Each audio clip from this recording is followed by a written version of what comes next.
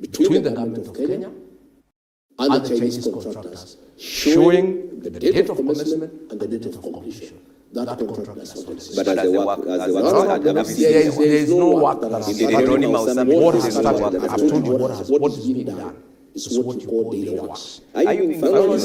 Because I've been there. I was in the other day. I was also there. No, I'm telling you what is going on. It's what you call daily works. The graders are there. No, there. I've told you they are called daily works, but there's no contract. So the actual construction of the road cannot start. So just the way I'm asking for the publication of the contract for the Ronnie Summit Road, specifically showing the contractor, the amount, the scope, commencement date, and the date of completion.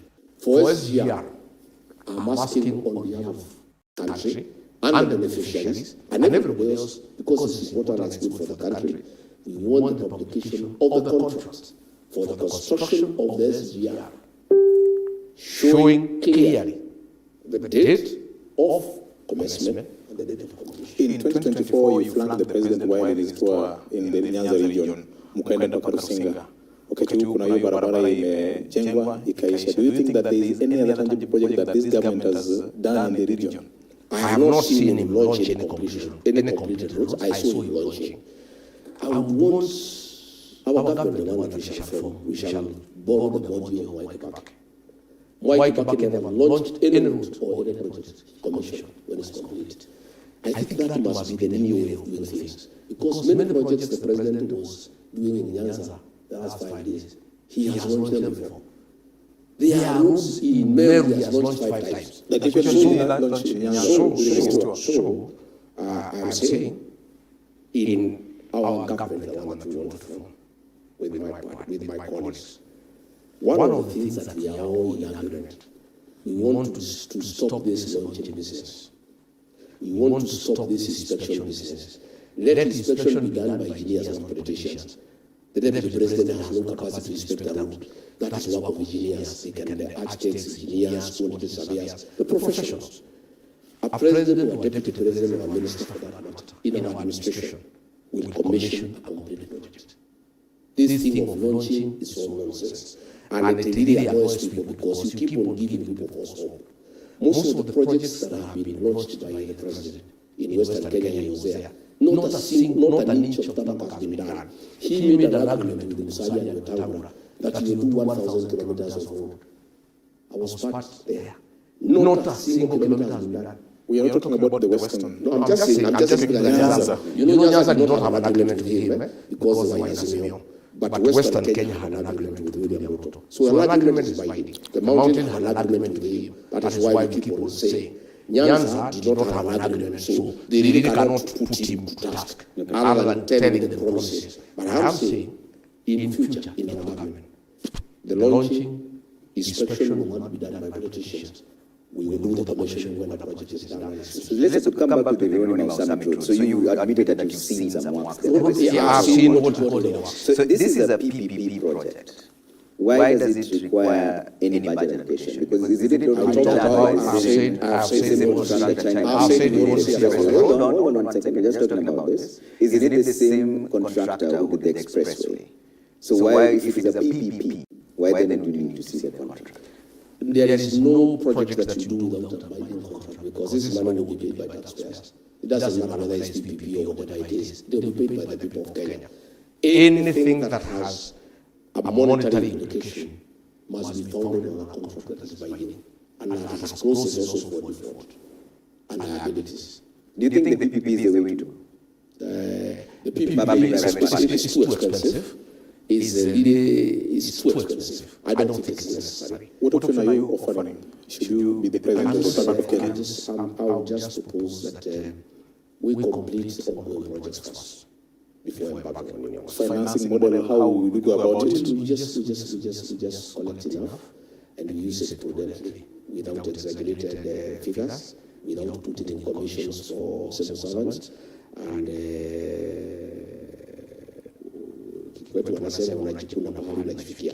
we do what is possible. So if you take over all these projects, we'll stop and then... I'm not saying stop. I'm saying we want to complete ongoing projects. How we embark on new ones. If not through PPP, how? We just raise enough revenue by by having a very prudent mechanism of leveling correction, sealing all the loopholes, sealing all the leaks, and also using the money prudently. When you came into office, you told us that the coffers were empty and that we were stretched thin. But so if we don't do it through PPP, we started collecting. how would you do it? Will you increase taxation? We started collecting funds and use those funds for development, not for bribing voters. You have seen the budget of the State House. When Uhuru Kenyatta was there, it was 4.5. It has gone to 17 billion.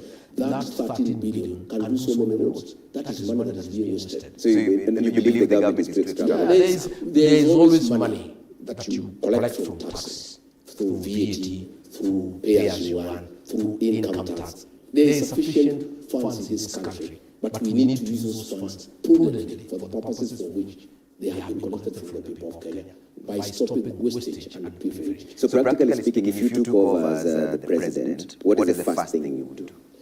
It is to stop theft of public funds. How? Just that. Stop people from stealing from the top. Once the president stops stealing, nobody else steals. Once the president is stealing, everybody else joins in the grand trade. You stop it from the top. Once you stop from the top, it stops. It must be stopped. We also I won't have by not allocating 17 billion to State House. So you cut down the budget? Yeah, of course. Not just that. I've seen the deputy president is allocating 450 billion for choppers, for going around and doing politics and doing nothing. Those are the things that we must stop wastage. So in your mind, once we stop wastage, those funds, because they are available, we apply them prudently for the benefit of the people of Kenya, for services. That's what I'm saying. What percentage of the budget for government should be slashed? If I wouldn't have the figures of what we need to do. I need to get into office and put it down and see what is wastage and what is useful. Yeah? That will do. But I am clear in my mind that if you stop theft at the top by the president, the rest will follow. It's a year to election, Mheshimiwa. I'm trying to get into your tangible movement. You will have my manifesto soon, don't worry.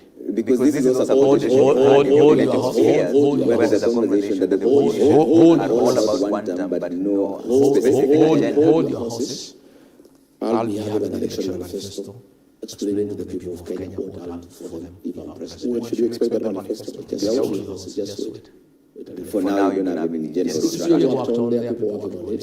It's a good document. It needs to be worked on. There are many technical people who are helping us to think through. We are giving our own input. We have input from other Kenyans. We are listening to many people.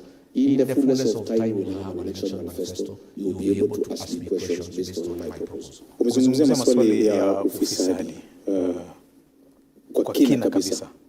Je, kuna maybe the pillars that top notch that you want to maybe share with us in terms of what you envision if at all you are elected to the President of the Republic of Kenya as we wait for your manifesto? I have said we have to deal with corruption. Apart from corruption, any other thing that you see? We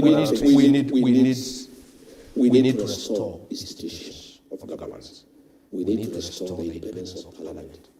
You know, we need to make sure that there is no interference in the criminal justice system. I've just seen their hands in Tuju.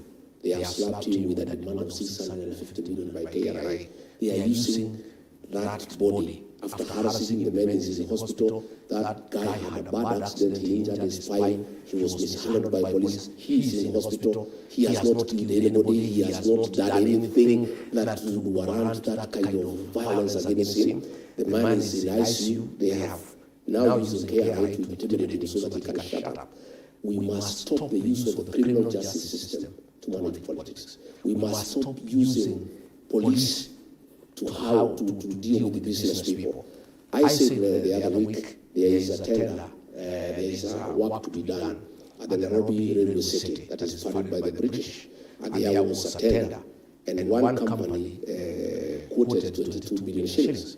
The one that the president prefers called CRBC, who are doing everything. They are doing the Atlanta Stadium, they are doing SGR, they are doing Bombers of Kenya, they are doing JKI, they are doing everything in this country. They quoted 29 billion, a difference of 7 billion.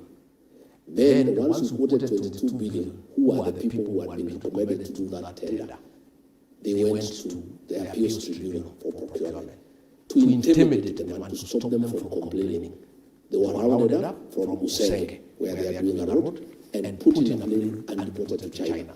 Those are things we must stop. The use of the criminal justice system to do politics and also to intimidate business people to the advantage of the powers that be. These are things that we must stop. There's a question here from Steve Ola. He says, please ask Honorable Rigathi Gachagua this question. Going by his logic of negotiated political settlements, what does DCP or his political faction offer the Luo nation as the alternative to be able to work with him in the lead-up to 2027 elections? Well, we don't just offer the Luo nation, we offer the people of Kenya good governance.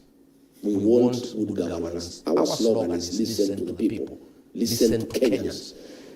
You must govern the people of Kenya the way they want to be governed. Because they are our employers, they are the ones who give you power. And that power must be exercised in accordance with their wishes. I'm not just offering the new nation a good government, I'm just offering the people of Kenya good governance, where their voice matters. When the people of Kenya say they don't want housing, I told William Ruto, there is a lot of complaint. People feel that the responsibility of government is to provide services, roads, water, electricity, sewage, drainage, security. They want houses to be left to the private sector. He told me, you don't have to do what is popular, you do what is right. And I told him, I agree with you, you don't do what is popular, you do what is right.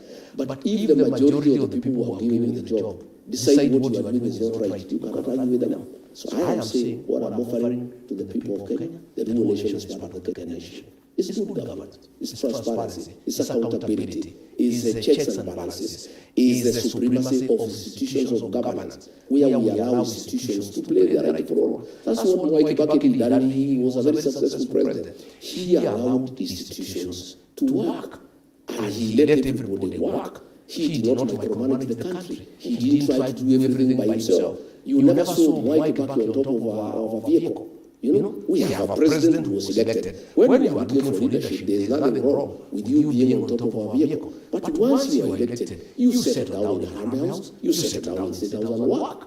You know, you can't be. I saw him in the Luo nation 5 days, he was on top of the vehicle abusing us. You must sit in an office and put it in hard work. Sit on a desk, get briefs, digest them, and give guidance and give direction as to what will happen. We want to restore the dignity of the presidency. We want to get the Kenyan president to get back to office and work for the people of Kenya. From Harambee House, from State House. I am not going to be a president. If I am elected president of the Republic of Kenya, you will never see me on top of the vehicle. I'll either be in office or I'll be in State House working. All right. We are about to give you a chance to give closing remarks because we're running out of time here. But there's a question here from one Eriko Kash from Kisumu. This says the family say it's a rather insensitive question, but we'll just ask it because the people have asked. Can you respond to Ruto about the murder of girls after impregnating them? Eriko Kash from Kisumu. I cannot respond to nonsense, pettiness, and gossip. President has sung too long, he has become a gossiper. Instead of addressing real issues affecting this country has a debt of 14 trillion. He is not bothered. We are facing a crisis of fuel shortage. He is not addressing it. He is on top of a vehicle saying that somebody's cow has died because of a tick. What kind of pettiness is that? Hata mambo ya mtu ikikufa na wewe president unaongea hiyo maneno ya ujinga na fitina. Dedicating 1% of his time to respond to you. But the kind of things he's talking do not warrant my response. They are too petty and too childish. Let me talk about one thing that we never allow me. There is a project called Cold Soin Dam. Uhuru Kenyatta allocated 20 billion. That was a dam that would serve the people of Kericho and the people of Kisumu. It would address the floods in Nyando so that when it rains, the water can go to that dam. That dam would have produced electricity for the nation. It would have given water for domestic and for irrigation. William Ruto removed that. When he comes to Nyanza, the people of Nyanza must ask him, why did you remove the 20 billion from this project that Uhuru Kenyatta had given the people of Why there's appeals by the two contractors contesting the award of the tender of Kabonyo Fisheries Training School. 3 billion shillings through the Hungary nation allocated by Uhuru Kenyatta. It was going on, it has stalled. the people should have asked him, instead of abusing Rigathi Gachagua, tell us about this project. When you look at the sugar factories, Miwani, Soni, Muhoroni, Chemele, they have all been sold to people. 10.2 billion shillings owed to employees of that region. People are committing suicide. Their properties are being auctioned. How many people have committed suicide so far? Quite a number. Sikusikia kiongozi hata moja, Uhuru, nani, Suluhu, hakuna mtu aliuliza mtoto hii 10.2 billion. Mtalipa hiyo wafanyakazi nini? Mambo ya wakulima, they are owed almost 500 million for these sugar factories that were sold without public participation. Those are the things I wanted us to discuss. What did you do during your tenure as the deputy president to address the issues of the sugar subsector in the region and the the horses have left the stable. William Ruto has sold those factories to Asia and other. I'm asking, when these factories, the people of Nyanza should have been given an opportunity to buy shares. They would have owned them and they would take care of them. But they were sold to those friends. We are now there in Nyatike. There is gold. Chinese have been given the rights to come and prospect and also to do the processing. Why can't people from Nyanza be given an opportunity to participate in the prospecting of gold and processing of gold? Those are the issues I had wanted us to make sure. The issue of fish, let me tell you, my brother. Instead of William Ruto coming to the new nation to abuse Rigathi Gachagua the way he was abusing Raila Odinga, what you need to do for the new nation, and that is what I will do when I'm president. We must discuss the resource given by God, fish, in the Lake Victoria. If you really want to empower the new nation, forget about all these other things. Is to come up with the processing plants, is to come up with empowerment for people to be given fishing nets, to be given boats to go and fish. Because this fish is very expensive, and it's unfortunate that people are wallowing in poverty when they have a resource next to them, they are in the lake. Are you admitting that during your tenure as the deputy president you couldn't push for the law agenda in terms of... There is nothing I would push for. The government that I was deputy president is a one-man show. William Ruto micromanages everything. He even advises his own advisors on how to advise him. He decides everything. We were just there. You know, just traveling, trying to make ends meet, and he says you there, he says you there and there, but he does everything, and that is what we want to change. We want to have a government that has institutions that are working. People who have been appointed, they can go and work. All right. And let me also tell I'd like to give you a chance for closing remarks because we run out of time here, but I was looking at the Kurusoina dam that you talked about. There was no 20 billion that was allocated. In fact, it was 2 billion. It was allocated, but removed in 2020 because it was too little for the project, which was 19 billion, that you can't put that 20 billion could not be allocated in that financial year. But even then, let's have your final comments because we run out of time here. Just a minute. Well, Trevor, you have been very biased in this show, which is very unprofessional, because let me not go into that. Let me say my closing remarks. I've heard these people talk about broad-based art. The Lulu Nyanza is in government because of 2 ministers. The Lulu Nyanza had a vice president called Jaramogi, but he's still agitated for justice and rights. They never became complacent because they had a vice president. The Luo nation has had a prime minister. Raila and the Luo people still stood for what is right and justice. The people of Nyanza cannot be bought by positions. During Moi's time, out of 18 MPs, 17 were ministers and assistant ministers. But the Luo nation still stood for what is true and right. I want to tell the Luo nation, you have 2 cabinet positions. Wadai is there for energy. More than 70% of the Luo nation has no electricity. It doesn't mean because Wadai is eating, the Luo nations are eating.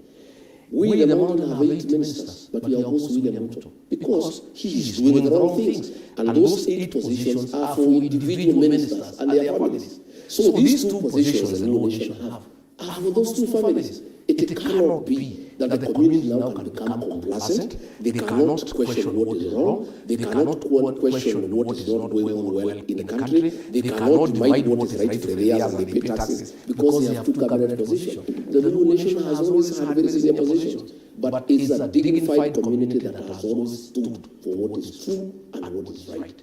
I'm asking the Luo nation, much as you have 2 cabinet positions, fight for your right, fight for what is just, and make sure that you position yourselves properly so that the interests of your community can be taken care of in the future. Will you visit the Luo Nation soon? Yes, I will. When? Soon. I'm just working my things around.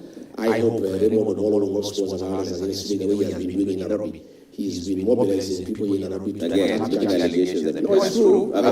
He can take it to court. He organized violence in Kalibangi Church. You have evidence for this, so you can It's almost to court. Even this attack on Remo is almost. So you can take this to court? Yes, I can. Okay. He's the one who has organized violence in Nyanza. And I also ask Remo to stop violence. So when are you coming to Nyanza? I should be coming soon. Okay. Will you organize myself? Will you be fielding candidates in this? I'll come. Will DCP be fielding candidates in that? I want to tell the nation that if ODM joins UDA, those who are independent people and minded, who are not psychopaths, if you don't come to DCP, you are losing school. You will never get a certificate. DCP is available to the nation.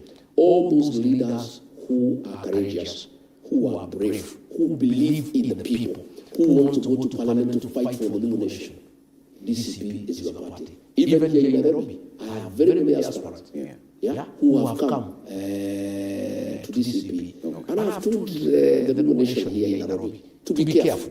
Because previously, the ODM has had 9 MPs in the city, courtesy of Wiper, courtesy of the Beloved Nation, courtesy of the Kisii Nation. Those nations are not with Ruto. Ruto has no vote in Nairobi. So if you go and make a partnership with Ruto, where will you get votes?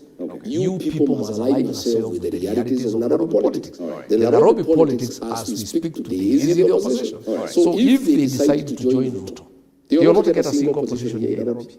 And I'm saying, like Waraka, if I get a good candidate from the Luo Nation who wants to run a DCP, all right. Thank you, His Excellency. His Excellency Rigathi Gachagua, the DCP leader and also former deputy president. Manaka Mawechinu Maru Jope, Kawunu Arie, Chuana Mati, Gachagua, Marani Churu, Chopoja Yore, Karamu Jope, Manaka, and Yoga, Mari DCP, Gallup, Ben Kenya, John, Honorable Rigathi Gachagua, Honorable Kamana, Komorona, Kai, Makari, Gachagua, Makende Tirega VOJ, Victor Twaka Odi, Jopingi Vibro.